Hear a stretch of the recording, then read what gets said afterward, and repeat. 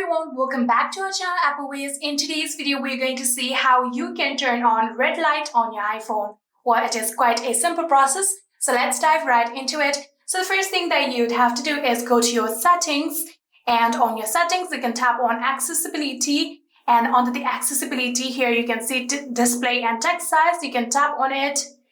So after tapping on display and text size, here you can scroll down and then see the option of color filters. You can tap on it, and currently you can see color filters are turned off. You can tap on it like this and turn it on, and currently grayscale is selected. You'll have to select color tint right here, so tap on it, and now color tint is selected. Now in order to increase the intensity, you have to simply just swipe this intensity like this all the way down right here, and you can see now your display has all been red.